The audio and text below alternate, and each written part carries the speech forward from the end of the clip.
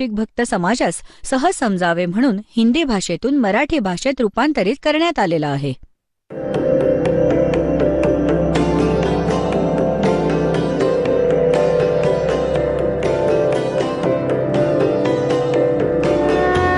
और ज्ञान सब ज्ञानडी कबीर ज्ञान सो ज्ञान और जैसे गोला तोब कायम करता चले मैदान. जगद्गुरु तत्वदर्शी संत रामपालजी महाराजांचे अमृत वचन सर्व पवित्र धर्मांच्या व पवित्र शास्त्रांच्या आधारावर. पुण्यात्म्यांनो, हा परमात्म्याचा मार्ग आहे. त्यासाठी तुम्हाला ह्या गोष्टी ध्यानात ठेवाव्या लागतील, ज्या गोष्टी दास सांगत आहे. आता जसं कशाचा कोणी रोगी आहे आणि त्याचा ॲक्सिडेंट झाला कोणाचा आणि त्यामुळे ब्लड वाहत आहे, रक्त, आणि त्यातून पाय मोडलाय, त्याला वेदना होत आहेत खूप, तर डॉक्टर सगळ्यात आधी त्या जागी ऑपरेशन किंवा कोणत्या अन्य प्रकाराने उपचार करेल जिथून ब्लड येत आहे. जर त्याचं ब्लड वाहून गेलं तर त्याचा नाश, मृत्यू होईल. आणि तो ह्याकडे लक्ष देणार नाही की पाय मोडलाय, हा रडत आहे, ओरडत आहे की मला दुखतंय. डॉक्टर इलाज सुद्धा करत आहे आणि ह्याला वाटतंय की डॉक्टरचं लक्ष नाही काही, मी तर मेलो, माझा तर पाय मोडला. पण डॉक्टर वेडा नाही. डॉक्टर आधी हे बघत आहे की हे करणं गरजेचं आहे, हा पाय तर नंतरही जुळून येईल, त्यामुळे काही मरणार नाही हा. तर अशाच प्रकारे तुम्ही ज्यांनी दीक्षा घेतली आहे आणि ज्यांच्यावर असं संकट येणार असेल की तुमचा मृत्यू होणार असेल, तर आधी परमात्मा तो मृत्यू थांबवेल. बाकी सांसारिक सुख तर तुमच्या पुढे ढीग मांडून ठेवेल. तुमचं जीवन एक्सटेंड झालं तर तेव्हा ही गोष्ट तुम्ही लक्षात घ्या. ही काही बालकथा नाही आणि असं मनुष्य जीवन मिळणं हा चेष्टेचा विषय नाही. एक श्वास देखील मनुष्य जीवनाचा मिळणं तुम्हाला म्हणजे सोपी गोष्ट नाही. आणि हा तुम्हाला 100-100, 50-50 वर्ष एक्सटेंड करतो हा परमपिता, हा पूर्ण परमात्मा आहे. तर पुण्यात्म्यांनो, ह्या गोष्टी लक्षात ठेवा, ज्या दास तुम्हाला एक गाईडलाईन सांगतोय. तर अशा प्रकारे ज्यांना दिलासा नाही मिळत त्यांनी असा नका विचार करू की भगवानाचं ऑपरेशन चालू नाही आहे. तुमची ती संकट निवारण्यासाठी परमात्मा त्याच दिवशी सक्रिय होतात ज्या दिवशी तुम्ही हे ज्ञान वाचून किंवा हे ज्ञान ऐकून हृदयातून म्हणतात की परमात्मा, आम्ही तुमचे झालो आहोत, तुमच्याशिवाय आता आम्हाला दुसरं काही दिसत नाही. आणि केव्हा बोलावणार? त्याच दिवसापासून परमात्मा तुम्हाला आपलं मानतो, कारण की हा आत्म्याचा साथी आहे. आत्मा ह्याचा अंश आहे. भले तो कोणत्याही धर्माचा असो, कोणत्याही पंथाचा असो किंवा कोणत्याही प्राण्याच्या शरीरातला असो, कुत्रा, गाढव, डुकराच्या शरीरातला. तर हा परमात्मा त्याच दिवसापासून तुम्हाला स्वीकारतो जेव्हा तुम्ही हृदयापासून हाक मारता. आणि ज्यावेळी नाम घेता तेव्हा तर गोष्टीत संपतात की तुमचा कोणता निवाडा नको व्हायला किंवा तुमची संकट दूर नको व्हायला. त्यासाठी हेच कारण ठरतं की परमात्मा आधी ते संकट टाळेल ज्यामुळे तुझ्या जीवाला धोका असेल. तुमचं जीवन एक्सटेंड करून मग हळूहळू तुमची सगळी कामं, आवश्यक कामं जी सगळी असतील सगळी मार्गी लावतील. बघा, हा भक्ती मार्ग आहे. जर तुम्ही इथे आलात बरवाला आश्रमात तर तुम्हाला सगळ्यात आधी हा उद्देश ठेवावा लागेल की मला मोक्ष हवाय. आणि जे म्हणतात की मी फॅक्टरी उघडेन, मी मंत्री बनेन, MLA बनेन, मला आशीर्वाद द्या गुरुजी. बघा, हे आशीर्वाद तुम्हाला इथे नाही मिळणार, कारण हे तर भगवानापासून दूर करतील तुम्हाला. आणि आम्ही असं विष नाही देऊ शकणार जे तुमच्या जीवनाची हानी करेल. डॉक्टर इतका अज्ञानी नसतो. याचं कारण असं आहे की जसं घर बंगले तुम्हाला दिलेही भगवानाने तर तुम्ही परमात्म्यापासून खूप दूर व्हाल. आणि मग काय सांगतात? सर्व सोने की लंका थी वो रावण से रणधीरम, एक पलक में राज विराजीव जम के पड़े जंजीरम. सगळी सोन्याची लंका बक्षीस दिली होती त्याला. सगळी लंका सोन्याची बनवून बसला होता. आणि त्यावेळी तर काही 1000, 20,000, 30,000 हजार वर्षांचं वय असायचं. तर त्यामध्ये असा विचार करणं ही काही मोठी गोष्ट नव्हती की आत्ता नको मरायला, 40,000 वर्ष जगेन. कारण की सत्ययुगात 1,00,000 वर्षांचं आयुष्य असतं. आणि त्रेतामध्येही सुरुवातीला 40, 50, 30 आणि शेवटी कमी होत जातं.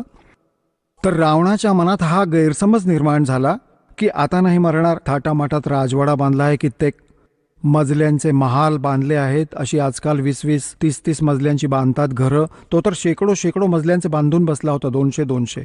इतका कुबुद्धी होता. आणि सगळी सोन्याची, विटा आणि वाळू सोन्याची, लिंपण सोन्याचं. आणि त्यालाही वाटले की आता मरणार, आणि अशी घमेंड उतरली, परिवारासकट नष्ट झाला. तर सांगायचा अर्थ हा आहे, परमात्मा सांगतात की क्या मांगो कुछ थिर न रहाई, ये देखत नैन चला जग जाई, 1 लाख पूत 1.25 लाख नाती, उस रावण के दीवान बाती. परमात्मा म्हणतात काय मागू. आपल्याला म्हणतात की काय मागाल. रावणा एवढे श्रीमंत पण नाही होऊ शकत, आणि एवढे शक्तिशाली सिद्धियुक्त पण तुम्ही नाही होऊ शकत. आणि त्याची कशी दुर्गती झाली, आणि काय काय मागायला हवं परमात्म्याकडून. भक्ति दान गुरु दीजियो, देवन के देवाओ, जन्म पाया भूलो नहीं, करहूं पद सेवा हो. आणि मग काय मागायचं. साई इतना दीजियो, जा मैं कुटुंब समाए, हम भी भूखे न रहे, अतिथि न भूखो जाए. ह्याहून जास्त मागायची गरज नाही भगवानाकडे. आता परमात्म्याला सगळं माहीत आहे की ह्या बाळाला कशाची गरज आहे, आणि काय द्यायचं, कोणती वस्तू देणं अनिवार्य आहे, कोणती वस्तू हा मागत आहे, त्याच्यासाठी ह्याचा उपयोग आहे की नाही. जसं डॉक्टरच्या ऑपरेशन म्हणजे उपचारामध्ये रोग्याने स्वतःचं खरं नसतं करायचं, डॉक्टरचं ऐकायचं, डॉक्टर सांगेल ते बरोबर असेल. आणि डॉक्टरच्या उपचारात मध्ये नाक खुपसलं आपलं की नाही नाही नका असं करू, तसं करा, तू बेशक करून घे, पण त्याने लाभ नाही होणार, तो रोग नाही संपणार. तर अशा प्रकारे तुम्ही ज्या दिवशी इथं येता, तुम्ही उपचाराधीन आहात, आणि तुम्हाला रोग कोणता आहे. जग सारा रोग रे, जिन सतगुरु वेद न जाण्या, जग सारा रोग रे, जग सारा रोग रे, जिन सतगुरु वेद न जाण्या, जग सारा रोग रे. कोणता रोग. भाई जन्म मरण का रोग लग्या है, या तृष्णा बडरी खांसी. जन्म मरण का रोग लग्या है, या तृष्णा बडरी खांसी. आवागमन की डोर गले में, या पड़ी काल की फांसी, जग सारा रोग रे, जिन सतगुरु वेद न जाण्या, जग सारा रोग रे. भाई देखा देखी गुरु शिष्य बन गे, किया ना तत्व विचारा. देखा देखी गुरु शिष्य बन गे, किया ना तत्व विचारा. गुरु शिष्य दोनों के सिर पे, यू काल ठोके पंजारा, जग सारा रोग रे, जिन सतगुरु वेद न जाण्या, जग सारा रोग रे.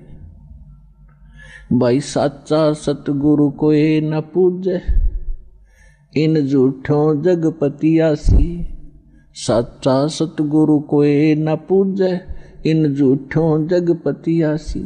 झूठ अंधे की बाँ गई अंधे ने, ये मार्ग कौन बतासी, जग सारा रोग रे,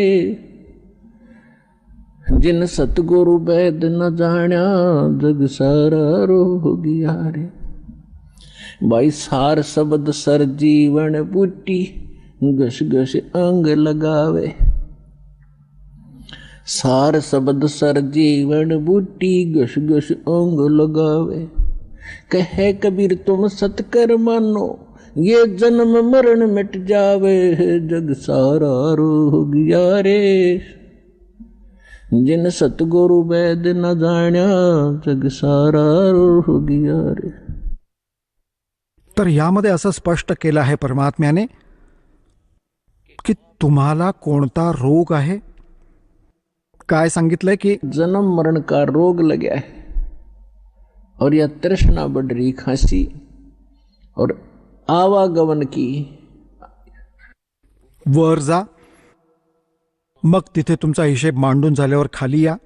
मनुष्य व्हा, गाढव व्हा, कुत्रा व्हा, मग आपला टाइम पूर्ण करा आणि मग जा. नंतर तिथून नेक्स्ट आदेश येईल, गाढव हो, गाढव व्हायचं, पुन्हा जायचं. परत आदेश येईल, कुत्रा बन, कुत्रा व्हायचं, मनुष्य व्हायचं, देवता व्हायचं, राजा व्हायचं, मग गाढव व्हायचं. म्हणतात ये आवागमन की डोर गळे में। ही काळाच्या कर्मांची फाशी लागली आहे तुमच्या गळ्याला. आणि ह्याला फक्त परमात्मा, पूर्ण ब्रह्म, सत्यपुरुष कबीर परमेश्वरांशिवाय कोणताही असा भगवान नाही जो हा रोग संपवू शकेल. तर तो कापण्यासाठी परमात्म्याने एक विधी सांगून ठेवलाय. आणि तो विधी आत्तापर्यंत लपवून ठेवला होता, कारण की परमात्म्याचं आणि काळाचं एक प्रॉमिस झालं होतं, करार झाला होता. ह्या काळाने म्हटलं होतं की 3 युगांमध्ये, सत्ययुग, त्रेता, द्वापारमध्ये हे परमात्मा तुम्ही थोडेच जीव घेऊन जा आणि 4थ्या युगात, कलियुगात तुम्ही हवे तितके न्या.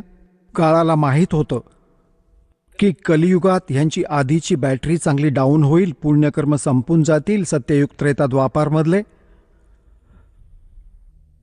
सत्ययुग, त्रेता, द्वापारमध्येही तुम्ही होता.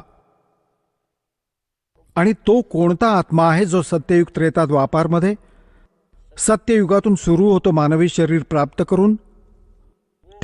ते आत्मे असतात जे कधी या कलियुगात, ह्यावेळी जो आज तुम्हाला वेळ मिळाला आहे, हा मधल्या पिढीचा वेळ, म्हणजे मध्य वेळ आहे कलियुगाची, या सद्भक्तीची.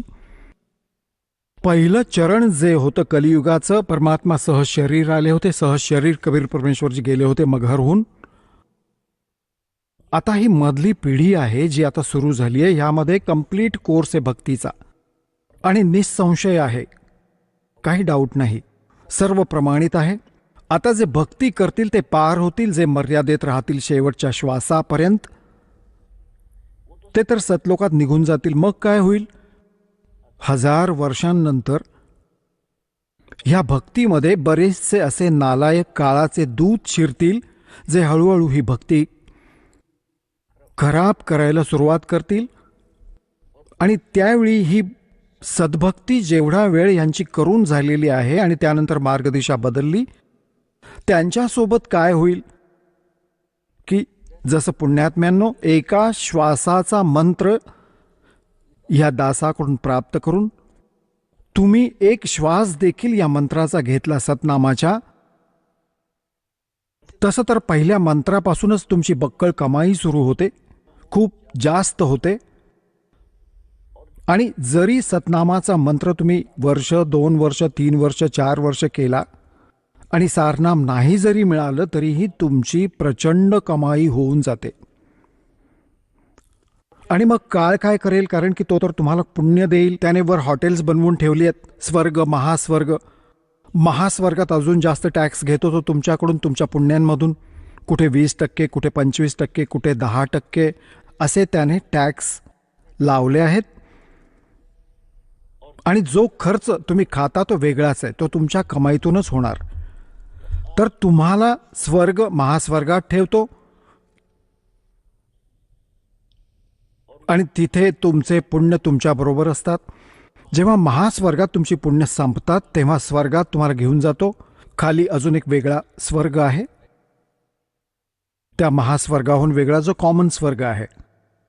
तिथेही तुमची पुण्य संपली की मग तुम्हाला पृथ्वीवर टाकून देतो. तर तो पुण्यात्मा इतका वेळ तिथे राहतो स्वर्गात, महास्वर्गात, मग त्यांना सत्ययुगात सुरुवातीलाच जन्म देतो. ह्या भक्तियुगात केलेली भक्ती त्यांची एवढी प्रबळ झालेली असते की मग ते सत्ययुगात आधी जन्म घेतात त्यांची तरीही एवढी भक्ती असते, कारण की सत्ययुगात लाखो वर्षांचं आयुष्य असतं. हे एकच जीवन पूर्ण करतात इतके की 1-2 जीवनातच हे सत्ययुग पूर्ण होतं. मग त्रेतामध्ये तुम्ही येता. तुम्ही तेच आहात जे आधी भक्तीत रमला होता, पण तुम्ही घसरलात, तुम्ही पडलात, विचलित झाला कोणत्या तरी कारणाने. आणि परमात्म्याचं विधान आहे, जो जन मेरी शरण है ताका हूँ मैं दास, और गेल गेल लाग्या फिरूं जब तक धरती आकाश. एकदा का कोणी ह्या सत्य नावाशी जोडला गेला, आज त्यांनी नाव घेतलं, कितीही रोगी असेल आणि भले उद्या त्याचा मृत्यू झाला, नाम घेतल्या घेतल्याही झाला, तरी तो परमात्मा आपल्या वहीमध्ये नोंदवेल त्या आत्म्याला की माझा झाला हा. आता पुण्यात्म्यांनो, आपण असंख्य जन्म वाया घालवले,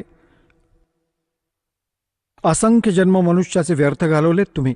हे पहिलं शरीर नाही जाणार जे आज तुमचं जाणार आहे, माना कधीही. हे तर असंख्य वाया घालवले आहेत, ते तर कपडे आहेत, कुर्ते पायजमे आहेत ह्या तुमच्या शरीर बॉडीवरचे. आणि हे नाम घेतल्याबरोबर तुमचे काही शेकडो कुर्ते पायजमे ठेवले जातात खुंटीवर आणि कपाटात. मनुष्य आज तुम्ही नाम घेतल्यावरच, मग भले पुढच्या क्षणी मृत्यू झाला. तसं तर असं काही नाही होणार. जे खऱ्या मनाने येतात त्यांना दिलासा मिळतोच, त्यांचं मनुष्य जीवन एक्सटेंड होतं, आयुष्य पण वाढवतो परमात्मा. एक उदाहरण म्हणून सांगतात की ज्यांनी अविश्वासानेही येऊन नाम घेतलं आहे, बघूया, एखाद्याच्या सांगण्यावरून येतात रोगी पुष्कळसे की बघूया एकदा जाऊन, तर मग त्यांना भगवान तसे त्याला एक्सटेंड नाही करणार. त्यांना माहीत आहे की मी ह्याला जीवनही दिलं, हा पुढे जाऊन तीच बकवास करेल. तेव्हा परमात्म्यामध्ये तर आपला आत्मा बघायचा असतो की ह्याचा उद्धार कसा काय होईल. तेव्हा नाम घेतात, जरी त्याचा मृत्यू झाला तरी भगवानाच्या अकाउंटमध्ये आला आणि 10 महिन्यांनी परत त्याला जन्म देऊन परत बरवालामध्ये बोलावेल, तिथे सुरुवात होईल त्याच्या जीवनाची. तर इथे येणाऱ्या व्यक्तीची हानी अजिबात नाही. आणि पूर्णपणे ज्ञान ऐकून समर्पित होऊन याल तर तुमचा कॅन्सर काय, कॅन्सरचा बाप देखील बरा होईल. भगवान कशाला म्हणतात, वा रे वा.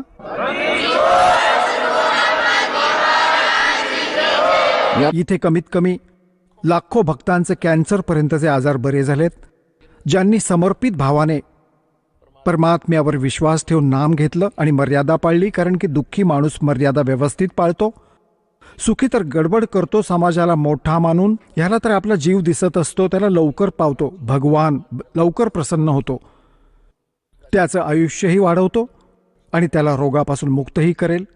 पण करेल आपल्या पद्धतीने, त्याचं वागणं बघून की पुढे अजून कोणती गडबड नाही करणार ना. हा तर सांगायचा भाव असा, आधी जो प्रसंग चालू होता तिकडे येऊ. तर परमात्म्याकडे जे आपण मागत असतो ते हेच मागायला हवं की साईं इतना दीजिए जा मैं कुटुंब सुमावे, हम भी भूखे ना रहें और अतिथि न भूखा जावे. तेव्हा इथे येणाऱ्या भक्तांपैकी जवळजवळ 80% जी लोक आहेत हे दुःखी येतात आणि त्यांच्यासाठी हे दुःख आता एक वरदान होईल, एक वरदान सिद्ध होईल त्यांच्यासाठी. तेव्हा तुमच्यासाठी एक प्रार्थना आहे की परमात्म्यावर विश्वास ठेवा आणि थोडा वेळ द्या भगवानाला. आणि दुसरी गोष्ट ही आहे की इथे जो प्रसंग चालू आहे की लाखो वर्ष, सत्ययुगात तुम्हाला लाखो वर्षांचं आयुष्य देखील प्राप्त झालं आणि ते देखील कमी वाटलं, मरायला लागला तेव्हा वाटायला लागलं की अजूनही भगवानाने थोडासा वेळ द्यावा. त्रेतामध्ये हजारो वर्षांचं होतं, द्वापारमध्ये 800-900 वर्ष आयुष्य होतं जीवाचं, आणि कलियुगात आता 60-70-80 वर्ष आपण मुश्किलीने जगतो. आपण 90 वर्ष खूप झाली कसं बसं. आणि ह्याला हे तर असं मानणं काही मोठी गोष्ट नाही. आपल्याला लाख वर्षांचं आयुष्य देखील कमी वाटलं आणि तेही संपलं. हे आयुष्य तर संपणार म्हणजे संपणार, हे तर फायनल समजा. ही तर माहीत आहे तुम्हाला गोष्ट, पण मरू इच्छित नाही आपण, ही वेगळी गोष्ट आहे. आत्ता नको, आत्ता नको. जे मेले आहेत ते पण असा विचार करत असत की आत्ता नको. पूर्णपणे स्वस्थ व्यक्ती आणि चांगली फॅक्टरी आहे, लाखो करोडो अब्जो पैशांची कमी नाही. आपल्याच हेलिकॉप्टरमध्ये मृत्यूला प्राप्त झाला ॲक्सिडेंट झाल्यामुळे, आणि आता काय होईल, गाढव बनून फिरत असेल, मरून तर तो पण गेला. इथे मृत्यू काय आश्चर्याची गोष्ट नाही. हे तर युनिव्हर्सल ट्रूथ आहे. पण ह्या मृत्यूपासून वाचण्यासाठी आता पद्धत आहे, मालकांच्या शरणी या. कबीर ये तन जाएगा, सके तो ठहर ला, एक सेवा कर सतगुरु की, फिर गोविंद के गुण गा. कबीर साहेब हे सांगतात की हे मनुष्य जीवन तर सगळ्यांचं जाणार आहे आणि वेळेवर जाईल. जितकं तुम्हाला मिळालं आहे त्याहून जास्त नाही मिळणार. एक प्रियव्रत नावाचा राजा होता. त्याने 11 अब्ज वर्ष तप केलं आणि 11 अब्ज वर्षांपर्यंत त्याला राज्य मिळालं. तपाने राज्य प्राप्त होतं. आता 11 अब्ज वर्ष राज्य केल्यावर तो मरायला लागला. 11 अब्ज वर्षांपर्यंत राज्य भोगून इतके थाट मानतो आपण राजाचे. मरायच्या वेळी जेव्हा यमाचे दूत त्याला न्यायला आले तेव्हा त्याने एकच विनंती केली की मला थोडे श्वास अजून द्या.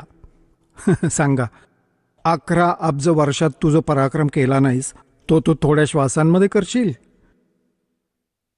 यमाचे दूत म्हणाले, खबरदार, तुला एकही श्वास अजून घ्यायचा आदेश नाही. आणि जेर बंद करून मान पकडून फरफटत नेलं त्या राजाला. आणि इथे परमात्मा काय सांगतात?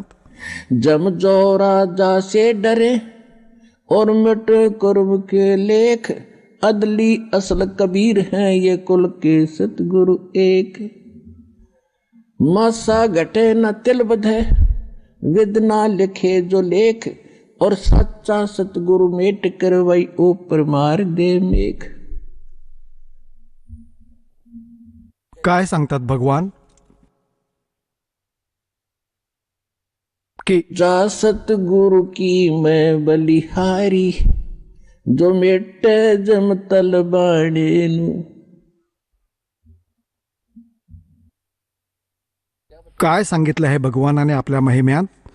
की त्या सद्गुरूला शरण जा जो यमालाही नियंत्रित करतो, म्हणजे बोलवून घेतलेला यमाच्या दूतांकडून, यमराजकडून, ज्याला बोलावलं गेलं आहे आणि यमदूत न्यायला आले आहेत. सांगतात की ह्याला परत सोडून दे, पळून जा इथून, जा, हा नाही येणार, हे माझं बाळ आहे, तू ह्याच्या जवळ नाही येऊ शकत. म्हणजे त्याचं आयुष्य वाढवलं, कर्माची रेषा संपवली, मिटवली.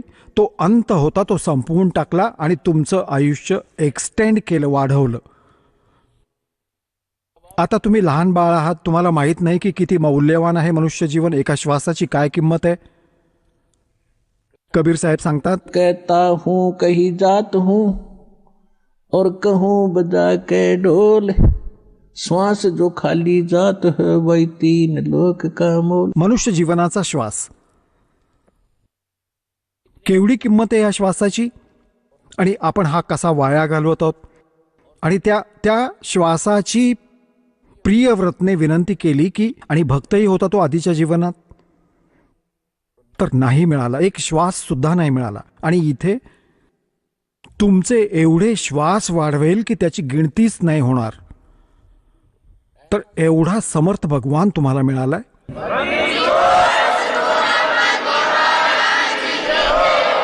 तेव्हा सांगण्याचा अर्थ हा आहे की सत्ययुगात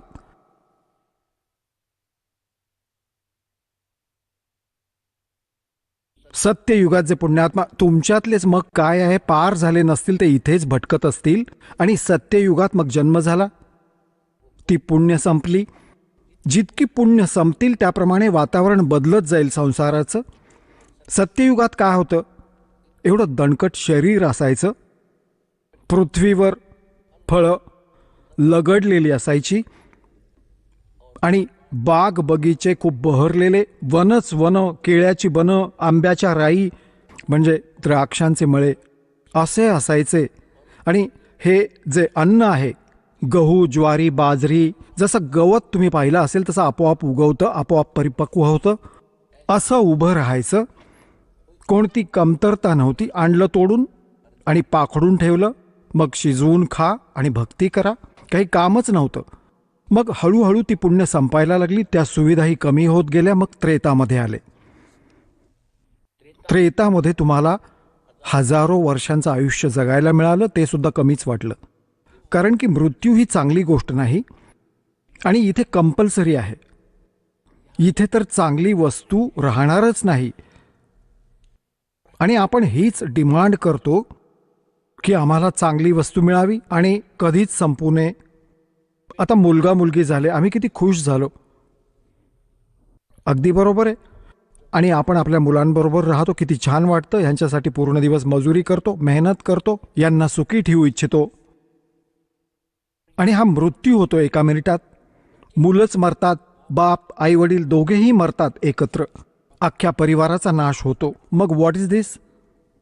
हा लोक आहे, हे संसार आहे जिथे तुम्ही राहत आहात. ठीक आहे, आतापर्यंत तुम्हाला माहीतच नव्हतं की ह्या व्यतिरिक्त सुद्धा कोणतं ठिकाण आहे. तर हे भगवानांनी येऊन सांगितलं आहे. आणि आपले काही साक्षीदार देखील तयार केले. ते कोणतंही काम कच्चं नाही करत. आपले यांनी साक्षीदारही तयार केले, ज्या महापुरुषांना त्या ठिकाणी घेऊन गेले जे सुखमय ठिकाण आहे. गीता अध्याय नंबर 18 मधल्या श्लोक नंबर 62 मध्ये सांगितले की अर्जुन, तू सर्व भावाने त्या परमेश्वराला शरण जा. त्याच्या कृपेनेच तू परम शांती आणि सनातन परमधामाला प्राप्त होशील. परम शांती तिथे असेल जिथे मृत्यू नाही. आणि जिथे मृत्यू असेल तिथे शांती कसली? आता भले पंतप्रधान बनत असू दे, बाप आणि मुलाला त्रास झाला किंवा ॲक्सिडेंट झाला, जेव्हा तो ऐकतो की ॲक्सिडेंट झालाय, काळीज असं होतं त्याचं. काय काय काय झालं? जेव्हा असं म्हटलं ना की तो वाचला, तेव्हा त्याला शांती मिळते. तर इथे काय जीवन आहे? इथे शांती आहे? आपल्याला वाटतं राजा सुखी, संपूर्ण पृथ्वीचा राजा हे महादुःखी आहे या लोकामध्ये. तर सुख कुठं आहे हे सांगितलंय भगवानाने की सतलोकामध्ये आहे. जिथे तुम्ही पूर्वी राहत होता ते सुख तुम्ही इथे शोधत आहात. ते साखरेच्या बाजारात सुख होतं, ते मिठाच्या बाजारात नाही असू शकत. त्या वाळवीला, त्या अळीला, त्या किड्याला ज्याला साखरेच्या पोत्यातून उचलून आणि कोणी उचलून मिठाच्या पोत्यात बाजारात ठेवलं तर तिथे सगळं सारखंच आहे, परंतु कलर सारखा आहे. तर हा काळ जो आहे तो भगवान जरूर म्हणवला जातो, पण तो भगवान नाही, हा सुख देणारा नाही. तर त्या सतलोकाची आणि इथली रचना एकसारखी आहे. असाच मनुष्य तिथे आहे, अशी सृष्टी हुबेहूब तिथे आहे. तुम्ही आधी तिथे राहत होता. मुंगीपासून हत्तीपर्यंत कितीतरी असंख्य प्राणी आहेत. तो इतका मोठा लोक आहे. आणि तुमच्या एका परिवारासाठी तिथे इतक्या जागा आहेत, इतक्या अशा सदाबहार बागा तुमच्या अंगणात लागलेल्या असतात. मोठे मोठे महाल आहेत तेजपुंजाने बनलेले. जशी इथे माती आहे 5 तत्वांनी बनलेलं आहे सगळं काही. झाडं ही, झुडपं ही तिथे एका तत्वाने बनलेले आहे, तेज तत्वाने. आणि ते सोडून इथे आलात तुम्ही. इथे शोधता आहात ते सुख की काम नको करायला आणि सुख पुष्कळ असावं, बसल्या बसल्या सगळं मिळावं. हे तर तिकडे मिळेल. तर याची नक्कल काळाने करून ठेवली स्वर्ग आणि महास्वर्ग. आता तिथे तुम्हाला बसल्या जागी सगळं मिळेल स्वर्गात, महास्वर्गात, पण कमाई तुमची संपत आहे. आणि तिथे कमाई मुळीच नाही संपत, कारण तुम्ही तुमच्या बापाच्या घरी असता. बापाच्या घरी काही भाडं थोडंच द्यावं लागतं. तो परमपिता आहे आपला. तर इथे स्वर्गात जेव्हा कमाई संपेल, मग पुन्हा ढकलून देईल पृथ्वीवर, रिकामं करून, तुम्हाला पिळून, तुमची पुण्य संपवून इथे टाकून देतो. आणि तिथे कधी पुण्य संपतच नाहीत. जो प्राणी तिथे जाईल तो पुण्याने इतका परिपूर्ण परत होईल या भक्ती सद्भक्तीने. आणि मग आपल्या भगवानांच्या, आपल्या पित्याच्या घरी जाऊ. मग तिथे समस्याच संपतील. तर हे सांगायचा भाव हा आहे की या लोकाची तुम्ही इच्छा कमी करा. इथल्या सुविधांकडेही डोळे झाक करा थोडी. जसजसं ज्ञान तुम्हाला होत जाईल तसतसं ह्याच्या विरुद्ध बाजूला जाल आणि तेव्हाच त्या परमात्म्याच्या जवळ पोहोचाल. जर तुम्ही इथल्याच कार घरांचीच डिमांड करत राहिला भगवानापुढे, तर तुमचं मूळ काम मग राहून जाईल. परमात्मा तुम्हाला त्या वस्तू नक्कीच देईल ज्या कलियुगात आवश्यक आहेत. कलियुगात काय गरजेचं आहे? व्हेकल, जशी मोटरसायकल आहे, कार आहे, किंवा इतर काही सोयीस्कर एखादं जसं ट्रान्सपोर्ट, जसं गाडी चांगली चालत असावी. बसमध्येही माणसं सहज जाऊ शकतात, ट्रेननेही येऊ जाऊ शकतात. येणं जाणं यात काय? गाडीत बसल्यानंतर कोणी देवता बनतो. रेल्वेमध्ये बसला ना, यात कारमध्ये बसलेला आहे तर तो माणूसच आहे. तर जो भक्ती नाही करत, तो अगदी हेलिकॉप्टर घेत असू दे, तो तर दगड आहे आणि भगवानासाठी युजलेस आहे. म्हणून परमात्मा सांगतात राम रटत निर्धन भलो, टूटी घर की छान, वो कंचन महल किस काम के, जहां भक्ति नहीं भगवान. की परमात्म्याला तो मुलगा आवडतो, भले निर्धन असू दे आणि इतका निर्धन असो की घराचं छत सुद्धा पडलेलं असो, आणि माझी परमात्म्याची भक्ती करत असेल. आणि त्या सोन्याच्या महालाचं काय करायचं जिथे, ते काय कामाचे सोन्याचे महाल जिथे परमात्म्याची भक्ती नसेल. तर भक्ती किती गरजेची आहे, किती आवश्यक आहे आणि किती महत्त्वपूर्ण आहे, ह्याची काय किंमत आहे हे तुम्हाला सत्संगातून समजतं. जर तुम्हाला माहीत नसेल तर कोणाचं अवश्य मानावं लागेल जो सांगत असतो. आणि एकतर सांगत जा आपला अनुभव, ते तर संत वेगळे असतात. दास सांगतो भगवानांनी सांगितलेलं, तर भगवानांनी सांगितलेल्यामध्ये कोणतीही त्रुटी नाही असू शकत. हे तर तुम्ही नक्की खरं समजावं. हे तर मानलंच पाहिजे की भगवान जे म्हणतो ते फायनल असतं. माणसाच्या सांगण्यात त्रुटी असू शकते, भगवानाच्या सांगण्यात नाही होऊ शकत. तर दास स्वतःचा नाही सांगत अनुभव, भगवानांनी सांगितलेलंच सांगत आहे. आणि जे त्यांनी ज्ञान दिलं ते तुम्हाला ऐकवतो. आणि ज्या महापुरुषांना भगवान तिकडे घेऊन गेले आणि पुन्हा इथे सोडलं, त्यांनी जे ज्ञान दिलं आहे ते तुमच्यासमोर मांडतोय की त्यांनीच असंच म्हटलंय आणि परमात्म्याने स्वतः येऊन हेच सांगितलंय. तर मग हे निसंशयपणे वाटलं पाहिजे तुम्हाला की दास जे सांगत आहे ते फायनल आहे, ते खरं आहे. तर सत्य ग्रहण करायची सवय लावा. मुलं खेळण्यांना खरं मानतात कारण की त्यांची बुद्धी इतकी काम नाही करत. छोटे छोटे घोडे असतात खेळण्यातले, कार असते, त्यांना असंच हाताने ओढत असतात की बाजूला व्हा, कार आली आहे, बाजूला व्हा, कार आली आहे, आणि मागे मागे पळतात तिच्या. तर ही खेळणी आहेत या पृथ्वी लोकावरची जी तुम्ही डिमांड करत आहात. ते तर खेळण्यांशी खेळत आहात. आणि ह्या ज्ञानामुळे मग तरीही खेळण्यांशी खेळणं आपोआप सोडाल. जशी लहान मुलं असतात खेळण्यांशी खेळतात छोट्या छोट्या कारबरोबर, आणि जेव्हा ते मोठे होतात, त्यांचा विवाह होतो आणि त्यांना ओरिजिनल कार बसायला मिळते, तेव्हा काय ते खेळण्यातल्या कारशी खेळू शकतात? मोठी माणसं तुम्ही त्या खेळण्यातल्या कारशी खेळू शकता का? त्याच्याशी नाही खेळणार. अशाच प्रकारे जेव्हा तुमचे विचार या ज्ञानाने मॅच्युअर व्हायला लागतात, इथून वर उठाल, तर तेव्हा तुम्हाला वरच्या सुखाचं ज्ञान होईल. मग तुमची इथल्या या खेळण्यांमध्ये रुची नाही राहणार. तर त्या दिवसापासून तुमची भक्ती प्रारंभ होईल आणि एके दिवशी हे ज्ञान तुम्हाला होईल. भगवानाने तुम्हाला शरणात घेतलं आहे, तर तुमची स्थिती अशी बनवेल. आधी तर तुम्हाला ज्या वस्तूंची गरज असेल त्या नक्की देईल. आता तुम्ही इथे येता तेव्हा कोणी तर रोगांनी दुःखी आहे, कोणी कर्जाने दुःखी आहे, कोणी कोणी इतर एखाद्याच्या मुलीसोबत चुकीची गोष्ट घडली आहे बाबा, कोणी कुठल्याशा केसने पीडित आहे, कोणी कोणत्या कारणाने. आणि जेही ज्ञान आणि भक्ती दिली जाते तुमची, ती इथेच नष्ट होते. कारण की तुम्ही भक्ती करता, 36 तुमच्यावर संकट आहेत, त्याच्यावर तुम्ही प्रार्थना करता भगवान असं व्हावं, तर ती तुमची सोबतच संपते. तर परमात्मा तुम्हाला कसं बरं करेल? एकदा कोणाच्या ओठाला जखम झाली, ओठाला, आणि कोणी उपाय सांगितला की ह्याच्या ओठाला हलवा बनवून बांधून ठेवा. आता थोडासा हलवा बनवला 10-20 ग्रॅम देशी तुपाचा आणि त्याच्या ओठाला लावला. ओठाला लावताच त्याने आत गिळला, भुकेला होता. त्यांनी पुन्हा लावला, त्याने पुन्हा खाल्ला. एका समजदार माणसाने सांगितलं की ठीक आहे, भरपूर बनवा, आधी याच्या पोटात भरवा, मग ओठावर टिकेल. आतून फुल करा, मग टिकू देईल हा ओठावर. तर आधी हा परमात्मा आधी तुम्हाला आत भरवेल आणि तेव्हा ह्या औषधाला ओठावर टिकू द्याल तुम्ही. तेव्हाच तुम्ही वर चालायचा विचार कराल.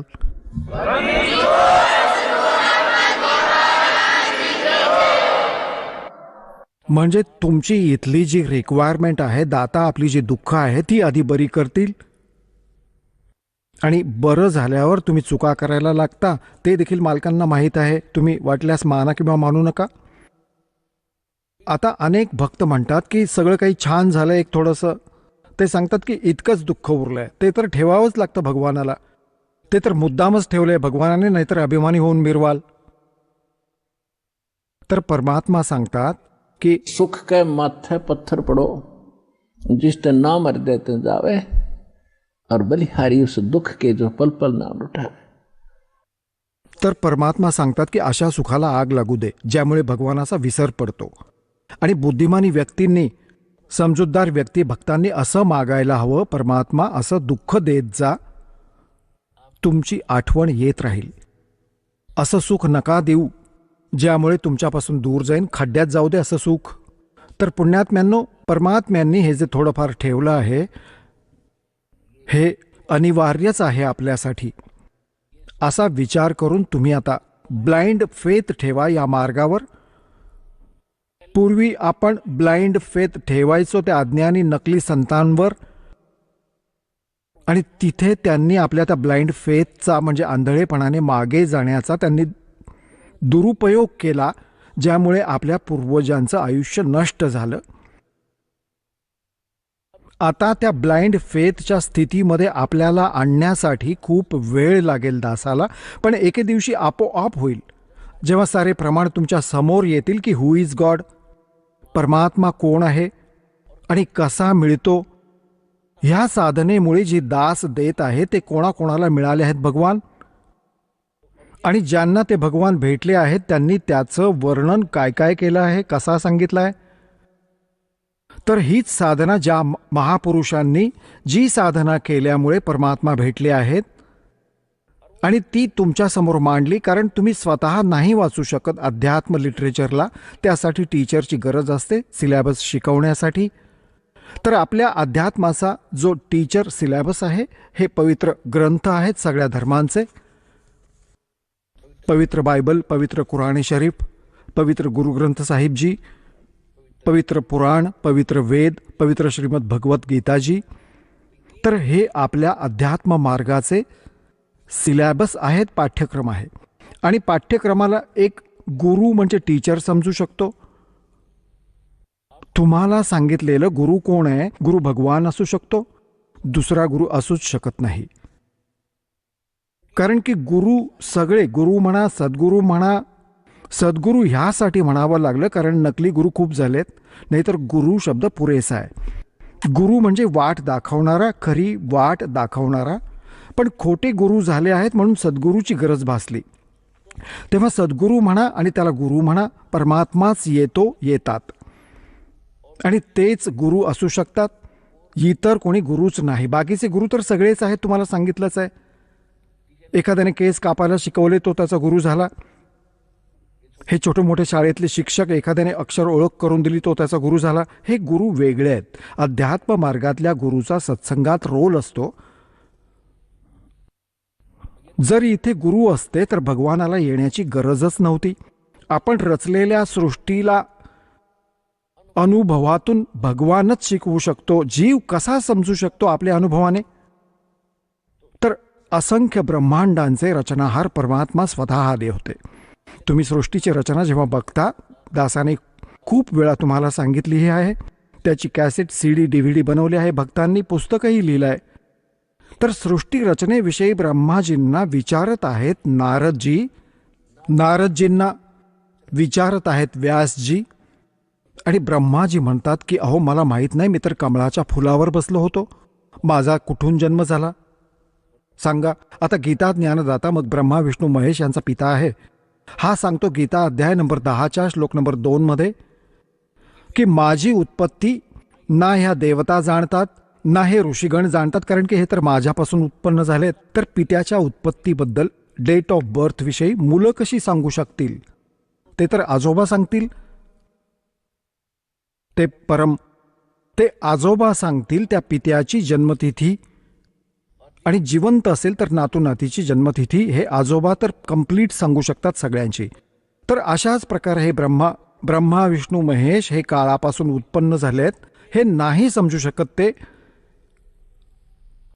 आपल्या बापाची उत्पत्ती नाही माहीत, हे तर ब्रह्मची विशेष म्हणजे काळाची, आणि तो परमपिता परमात्मा जो सगळ्यांचा पिता आहे, सगळ्यांचा आजोबा आहे, सगळ्यांचा रचनाहार आहे, कबीर भगवान, त्यांनी येऊन ह्या सगळ्यांची डेट ऑफ बर्थ सांगितलेली आहे, यांची उत्पत्ती सांगितली आहे, इन्क्लुडिंग क्षरपुरुष, अक्षरपुरुष आणि ब्रह्मा विष्णू महेशपर्यंतची आणि सगळ्यांचीच. आता सांगण्याचा भाव हा आहे की ह्या ब्रह्मांडामध्ये ब्रह्माजी सर्वात पहिले गुरु मानले जातात आणि ब्रह्माजींपासून ज्ञान मिळालं विष्णू आणि शंकरजींना. त्यानंतर सगळे ऋषी, महर्षी, दक्ष वगैरे ऋषींना मिळालं, ते ज्ञान आमच्यापर्यंत आलं. तर ब्रह्माजी स्वतःच म्हणतात की मला काय माहीत मी कुठून जन्माला आलो, मी तर कमळाच्या फुलावर बसलेलं पाहिलं स्वतःला. तर हे गुरु आहेत, पण खरे सद्गुरू नाहीत, इनकम्प्लीट गुरु आहेत. तेव्हा हे भगवान नाहीत. अगदी अशाच प्रकारे त्या पूर्ण परमात्म्याने येऊन सगळा मार्ग सांगितला आणि तेच परमात्मा आहेत आणि तेच गुरुच्या रूपात आले.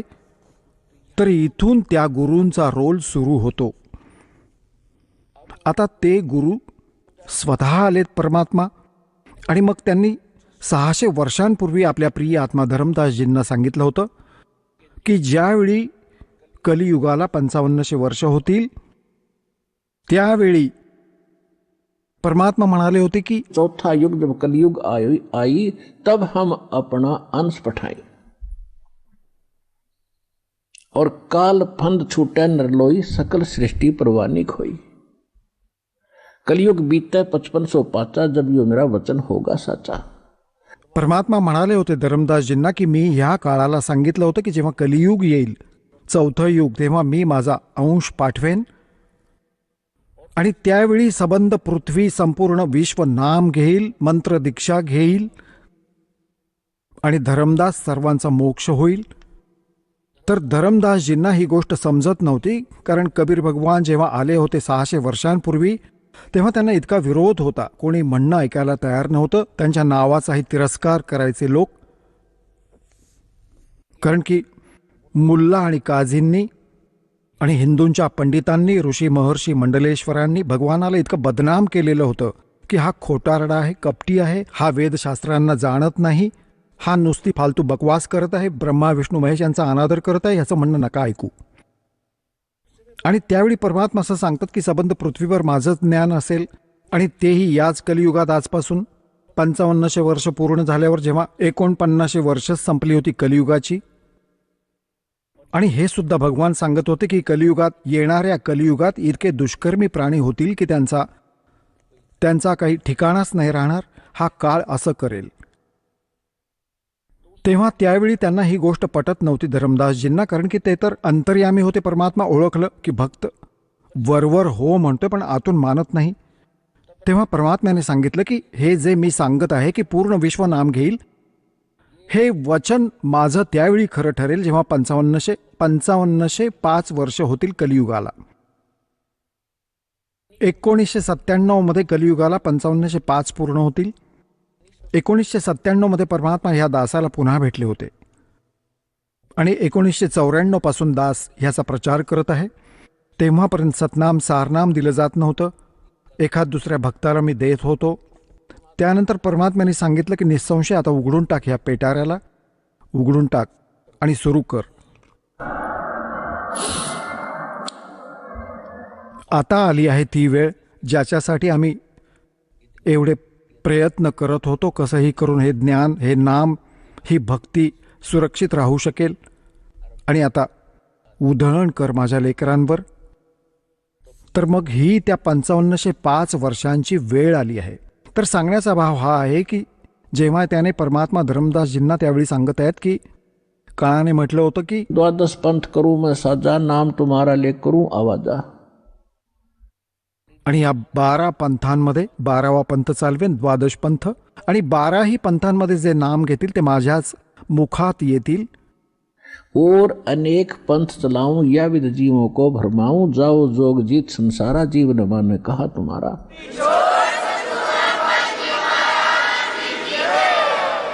चला आता आपण त्या श्रद्धाळूंचे अनुभव जाणून घेऊयात ज्यांनी जगद्गुरू तत्वदर्शी संत रामपालजी महाराजांकडून दीक्षा प्राप्त केलेली आहे, तसेच त्यांच्याद्वारा सांगितलेल्या भक्ती मार्गावर चालत आहेत. नमस्कार. सतसाहेबजी. आपलं नाव? पूजा संतोष नलावडे. आपण कुठून आलात? राहणार चरोली, आळंदी, पुणे, महाराष्ट्र. आपला व्यवसाय काय आहे? मी सध्या गृहिणी आहे. पहिले मी जॉबला जात होते मॉलमध्ये. संत रामपालजी महाराजांची गुरुदीक्षा आपण कधी घेतली? 28 एप्रिल 2018ला.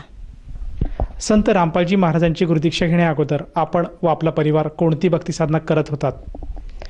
आम्ही म्हणजे शंकराची पूजा करणे, गणपती बसवणे, परत देवी देवतांचे म्हणजे व्रत करणे. परत मी म्हणजे मार्गशीर्ष महिन्याचे गुरुवार पण धरत होते, त्याचे उद्यापन करत होते.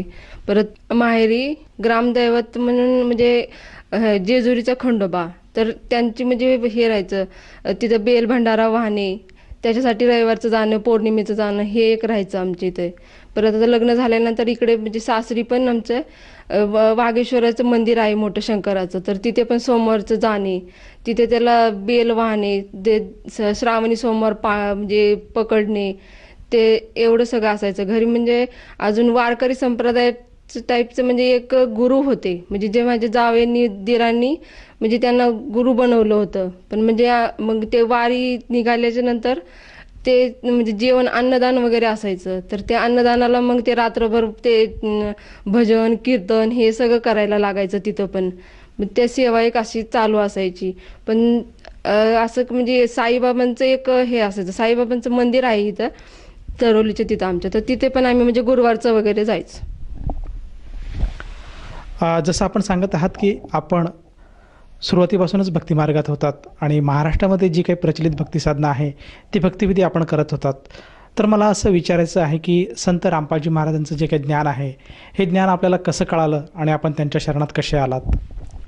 ते असं झालं की माझे मिस्टर 2-3 वेळा गाडीवरून असे पडले होते, पण त्यांच्या डाव्या साईडला फक्त लागायचं, म्हणजे फक्त खरचटायचं. मग ते असे म्हणायचे की कोणाला तरी विचारूया आपण की नक्की हा काय प्रकार होतोय.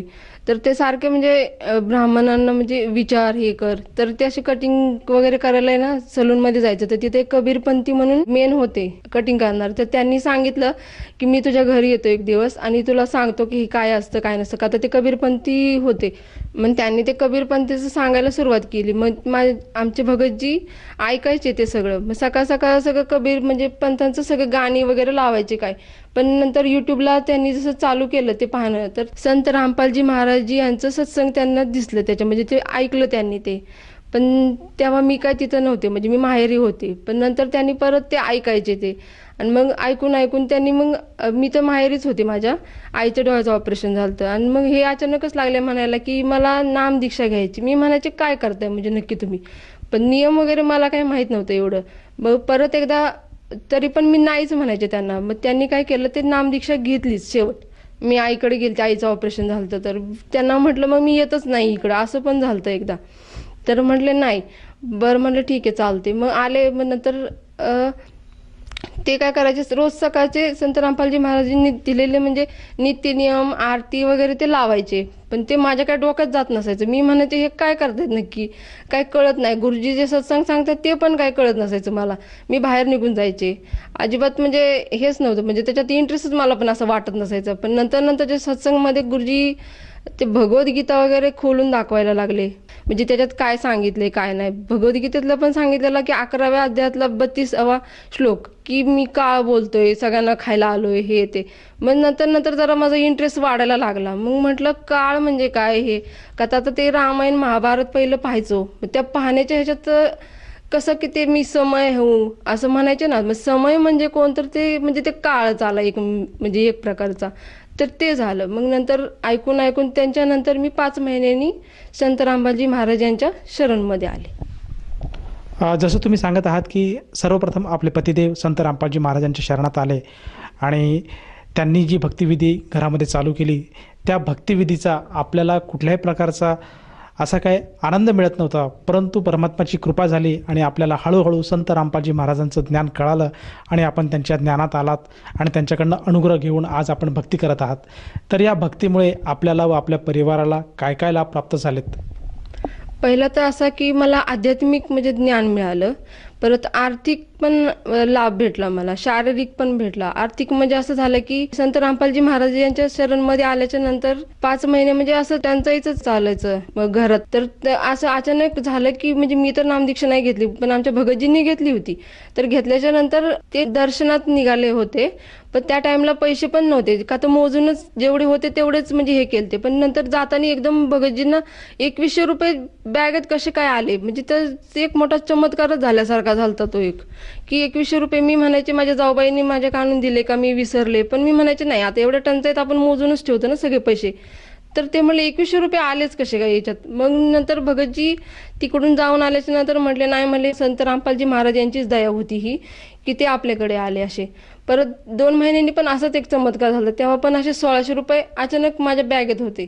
म्हटलं हे पण असं कसं झालं, तर म्हटलं ते पण आता एक चमत्कारच झालाय मोठा. ते झाल्याच्या नंतर शारीरिक लाभ म्हणजे मला पॅरालिसिसचं 2 अटॅक येऊन गेले. मोशीला एक कृषी प्रदर्शन असते मोठं, तर त्याच्यात शनिवारी म्हणजे येऊन गेला. तर त्या टायमात सगळे भगतजी वगैरे आम्ही सगळं म्हणजे पुस्तक सेवा चालू होती. सेवा चालू असताना अचानक म्हणजे माझ्या पाठीत असं मान इतकी दुखायची की मला म्हणजे असं वळलं इकडं तिकडं होता येत नसायचं. आणि मग मी अचानक उन्हाच्या ह्याच्यामध्ये तिथं जाऊन स्टॉलमध्ये थांबले. तर थांबल्याच्या नंतर माझी पूर्ण डावी बाजू गेली. डावी बाजू म्हणजे माझी जीभ पण एकदम जड झाली, हात पाय काहीच मला सुचेना झालं. मग नंतर भगतजी जे आमचे म्हणजे होते, तर ते म्हटले की तुम्ही फक्त म्हणजे संत रामपालजी महाराजांना एकदा दंडवत घाला. तर मग ठीक आहे म्हटलं. मग मी तसेच दंडवत घातलं, आणि दंडवत घातल्यानंतर 10 मिनिटांनी जरा मी कंट्रोलमध्ये आले. पण तरी पण सगळे लागले म्हणाले की तुम्ही एकदा स्कॅन करून या. मग DY पाटील दवाखान्यात मला भगतजी एकदा घेऊनच गेले. म्हटले नाही, आपण कसं म्हणतात ना, जास्त म्हणजे हे नको व्हायला, पुढं रात्रीचं काय म्हणजे प्रॉब्लेम व्हायला नको, म्हणून स्कॅन वगैरे करून येऊयात आपण. मग ते स्कॅन करून आलो. तर ठीक आहे म्हटले, नॉर्मल एकदम आलं माझं ते. आणि नंतर परत दुसऱ्या दिवशी म्हटलं चला आता परत सेवेला जायचं दुसऱ्या दिवशी, पण काय नाही होते. पण म्हटलं नको. भगतजी आमचे म्हटले नाही, तू घरीच थांब, येऊ वगैरे नकोस. तर भगतजी मग गेले कामाला. आणि मुलगा पण रविवारचा त्याची सकाळ पेपरला ते चित्रकलेची स्पर्धा असते, तर ते शाळेत होता तो. तर तो पण शाळेत गेला होता. तर त्याची शाळा सुटणार होती 12 वाजता. तो 8 वाजता ह्यांनी त्याला सोडलं. आणि मग नंतर तोपर्यंत मी एकटीच होते. जाव वगैरे माझ्या लग्नाच्या ह्याच्यासाठी बाहेर गेल्या होत्या पूजेला. आणि शेजारी मग कोणच नाही. शेजारच्या काकू पण म्हणजे निघाल्याच होत्या पुण्याला. आणि तेवढ्यात म्हणजे मला काय झालं की मी टॉयलेटला जावं आणि मला एकदम चक्कर आल्यासारखं झालं, डोकं आपटते कुठं काय. दरवाजा उघडायचा ते मी लावून टाकते. आणि तेवढ्यात म्हणजे मुलगा पण आला 10:30ला, 10:30-11 वाजताच घरी आला तो. आणि त्याला वाटलं मी टॉयलेटच धुते. नंतर मी त्याला म्हटलं बाळा मला बाहेर काढ. तर तो म्हणतो काय करतीस तू. तर मी डोकं आपटलं, तिथंच घसरले. मग नंतर त्याने मला बाहेर काढलं. मग नंतर त्याच्यानंतर पूर्ण माझी जीभ वगैरे सगळं जड झालं. त्यांनी मला खूप म्हणजे सगळे त्यांची रडारड चालू, पण मला काही आठवत नाही. दवाखान्यात मला तिथले लोकल म्हणजे आमचे डॉक्टर आहेत, तर त्यांच्याकडे नेलं. तर त्यांनी फक्त मला एनर्जी ड्रिंक वगैरे दिलं. तर ते एनर्जी ड्रिंक पण म्हणजे काहीच नाही. आणि ते तोंडात ते कसली गोळी ठेवायला जातात ते पण दिली, पण त्याने मला काही झालं नाही. नंतर मला परत दुसऱ्या दवाखान्यात नेलं, दिघीला रोड डॉक्टरकडे. तर ते म्हणले तुमच्या घरात भांडणं वगैरे झालेत की काय. तर म्हटलं नाही, म्हणजे आमच्या घरात तसं म्हणजे सगळे सांगायचे, म्हणजे मला तर काय कळतच नव्हतं, पण बाकीचे सगळे सांगत होते रडून हे करून की यांना तर म्हणजे ह्यांच्या घरी सगळी शांतताच असते, ह्यांच्या घरी तसलं तर काय प्रकार नाही, मानसिक काय त्रास वगैरे आहे का किंवा काय. तर म्हटलं तसलं पण काही नाहीये. मग तिथं पण त्यांना काय कळलं नाही त्या डॉक्टरांना. मग तिथून मग काय केलं, मिस्टरांना कॉल करून पण मिस्टर काय फोन उचलत नव्हते. मग नंतर अचानक उचलला. आणि मग नंतर त्यांनी मेडिक्लेमचं विश्रांतवाडीत केदारनाथ हॉस्पिटल तिथं मला घेऊन गेले. मग तिथे गेल्याच्या नंतर पण डॉक्टरांना काहीच कळलं झालं की मला काय झाले नक्की, काही म्हणजे हेच होत नव्हतं. आणि मग नंतर त्यांनी मला MRI करण्यासाठी मला परत तिकडे चंदनगरला जायला सांगितलं. तर तिकडं पण गेल्यावरती वाटतं मी म्हणजे माझ्या ह्याच्यातच आपाच म्हणजे पूर्ण सोडला होता. मी उठ म्हणलं की झोपायचे, झोप म्हणलं की उठून बसायचे, आरडाओरडा करायचे. तिथं डॉक्टरांना वगैरे काय पण बोलायचे, म्हणजे असं झालं. आणि MRIच्या मशीनमध्ये पण मला त्यांनी हे केलं, तर मी त्याच्यात पण उठून बसले होते. म्हणजे ते सगळे मला आता आमचे घरचे सांगतात की तू काय काय करायचीस ते, मग मला काही माहिती नाही. मग नंतर ह्यांनी माझ्या मिस्टरांनी संत रामपालजी महाराज यांना म्हणजे प्रार्थना लावली की मला असा असा त्रास होतोय. तर ते म्हणले म्हणजे ठीक होईल. त्याच्यानंतर मग मी 3:30-4 वाजता जराशी म्हणजे स्थिर झाले होते. आणि मग त्याच्यानंतर संध्याकाळी मग मी सगळ्यांना ओळखू लागले, बघायला लागले, बोलू लागले. आणि मग फक्त 3 दिवस म्हणजे पॅरालिसिस एवढं माझं डेंजर होत होते की फक्त 3च दिवसात मला डिस्चार्ज भेटला त्याच्यातून. डायरेक्ट सुरुवातीला तर ICUतच टाकलं होतं. दुसऱ्या दिवशी तुम्ही हसायला म्हणजे बोलायला लागले सगळ्यांच्या बरोबर, असं झालं होतं माझ्याशी. परत मला म्हणजे गुप्त रोग टाईप एक झालं होतं, म्हणजे जॉबला असायचे, स्टँडिंग माझं पूर्ण म्हणजे असायचं. ते बॅक पेन तर ते त्यांनी व्हायचंच, पण त्या डॉक्टरांनी हाडकाचं पाणी काढलं खालच्या, तेव्हा त्यांना म्हणजे कळलं की नक्की काय, म्हणजे गुरुजींना प्रार्थना केल्याच्या नंतर ते त्यांना म्हणजे त्यांनी ते निदान निघालं की म्हणजे मला नक्की काय झाले, म्हणजे मणक्याचं ह्याच्यात पाण्यात म्हणजे इन्फेक्शन झाले, मग ते मेंदूच्या शिरा वगैरे त्याच्यातून म्हणजे निदान निघाल्यासारखं झालं की हे पॅरलायसिस. मग तेवढ्यात त्यांनी म्हणजे म्हणले फक्त नाही काय नाही, नॉर्मल आहेत ह्या. का ते MRI पण माझा एकदम क्लिअरच होता, रिपोर्ट पण म्हणजे नंतर नॉर्मल. म्हणजे तिथं ते सिस्टर ब्रदर वगैरे होते, तर ते पण लागले म्हणाय, तुम्ही काल कशा होत्या, काय बोलत होत्या आम्हाला, काय म्हणत होत्या, तुम्ही आज कसे एकदम हसताय वगैरे हे करताय. मग ते पण झालं. आणि मग मी चालत, म्हणजे पॅरालिसिस झालेला माणूस बिलकुल चालत येत नाही. मी वरच्या सेकंड फ्लोअरला होते का कुठं, पण तिथून चालत घरी आले होते. परत म्हणजे माझ्या आईवडिलांनी म्हटले नाही कोल्हापूरला पण हिला न्यायचे, निपाणीला दाखवायला. तर निपाणीला पण म्हणजे स्पेशालिस्ट आहेत. पण नंतर परत भाऊ म्हटलं नाही, जेजुरीत पण आहेत एक, तर आपण तिथं जाऊयात. मग तिथं पण गेलो आम्ही गाडीत बसून. तर उतरताना म्हणजे आता पॅरालिसिसचं माणूस कसं असतंय की त्याला धरून चालले, कुठं काय केलंय, व्हीलचेअर हे ते. पण नाही, मी तर अशी तडफड आपली चालले होते छान. तर डॉक्टर म्हणतात कोण पेशंट आहे, तर म्हटलं मीच. आणि मग जाऊन बसले चेअरवर आणि मग त्यांना रिपोर्ट वगैरे दाखवलं. म्हटलं तुम्हाला तर काहीच नाही झालेलं. मग ठीक आहे, आम्ही 2 मिनिटातच परत माघारी घरी. मग म्हटलं जाऊ देत. मग मला बाकीचं कुठंच नेलं नाही किंवा काय नाही. संत रामपालजी महाराज यांच्या म्हणजे शरणात आल्याच्या नंतर मी तर म्हणते ना की मला जीवनदानच भेटल्यासारखं झालं. का तर माझ्या मिस्टरांची आई पण, म्हणजे माझा मुलगा आता 13 वर्षाचा आहे, तर त्या टायमात 12 वर्षाचा होता. तर म्हणजे असं वाटलं की त्यांची पण आई त्याच वर्षी म्हणजे गेली होती. म्हटलं आता माझा पण मुलगा काय तसंच होते की काय. म्हणजे एवढ्या ह्याच्यातून म्हणजे संत रामपालजी महाराज यांनी म्हणजे मला पूर्ण वाचवल्यासारखं झालं ते. जसं तुम्ही सांगत आहात की संत रामपालजी महाराजांच्या दयेने आपल्याला जो अर्धांगवायूचा झटका आला होता, त्यातनं आपल्याला पूर्णपणे संत रामपालजी महाराजांच्या सद्भक्तीमुळे आणि केवळ त्यांना प्रार्थना केल्यामुळे आपण त्यातून बाहेर आलात. तर मला असं विचारायचं की या गोष्टीला आजच्या डेटला, आजच्या घडीला किती दिवस लोटले आणि आपण त्या अर्धांगवायूसाठी आता कुठल्या प्रकारची ट्रीटमेंट किंवा गोळ्या औषधे घेत आहात का? मला तो झटका 16/12/2018 झाला होता. म्हणजे आता ते 2 वर्ष झाले बरोबर. तर मी ते 3च दिवस फक्त तिथं डॉक्टरांकडे होते. त्याच्यानंतर मी फक्त 8 दिवस त्यांचं जे रेग्युलर जे असतं चेकअप वगैरे किंवा त्यांचं जे गोळ्या होत्या त्यांनी दिलेले जेवढे डोस तेवढेच घेतले. त्याच्यानंतर बाकी एकही गोळी मी घेतली नाही किंवा त्यांना व्हिजिटला सुद्धा गेले नाही परत दाखवायला की मला काय होतंय की नाही. का तर म्हटलं काय विनाकारण गोळ्या खाऊन, का तर मला मी फिट वाटत होते. परमात्मा संत रामपालजी महाराजांना फक्त सांगितलं की परमात्मा परत दवाखान्यात म्हणजे जाऊ देऊ नका मला, एवढंच म्हटलं. परत नाही, मग गेले मी तेवढ्याच ह्याच्यावर. संत रामपालजी महाराजांच्या दयेने आज आपल्याला व आपल्या परिवाराला बरेचसे लाभ प्राप्त झालेत. तर ह्या अनुषंगाने आपण आपल्या ज्या मैत्रिणी आहेत किंवा ज्या पूर्वीच्या व्यवसायातल्या ज्या काही आपण ज्या ठिकाणी नोकरीला होतात, त्या ज्या काही आपल्या कलिग्ज आहेत, सहकारी आहेत, त्या सर्वांना उद्देशून आणि जो समाज बांधव आज TV चॅनलच्या माध्यमातून आपल्याला बघत आहेत, या सर्वांना आपण काय संदेश द्याल? मी सर्वांना संदेश तर नाही, म्हणजे एक प्रार्थना करू शकते की ज्ञान तुम्ही म्हणजे पुस्तकातून ते वाचा, सद्ग्रंथ खोला, सद्ग्रंथात काय लिहिले ते पहा आणि यानुसार म्हणजे संत रामपालजी महाराज यांच्या शरणमध्ये या. जर कोणी साधकाला संत रामपालजी महाराजांची शरण घ्यावीशी वाटत असेल तर तो व्यक्ती किंवा तो साधक संत रामपालजी महाराजांची नामदीक्षा कशी घेऊ शकेल? TV चॅनलवरती खूप म्हणजे असे सत्संग आता चालू आहे. तर सत्संग चालू असताना जी स्क्रीनवरती नंबर फ्लॅश होतात, तर त्याच्यानुसार तुम्ही म्हणजे पुस्तक पण मागवू शकता आणि त्याच्यानुसार तुम्ही नामदीक्षा पण घेऊ शकता आणि ते पण फ्री ऑफ कॉस्ट. धन्यवाद. सत्संग.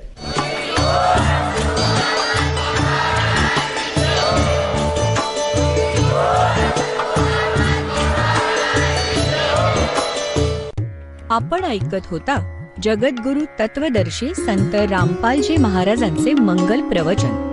निःशुल्क नामदीक्षा प्राप्त करण्यासाठी आणि अधिक माहितीसाठी संपर्क करा 7030303951 7030303952.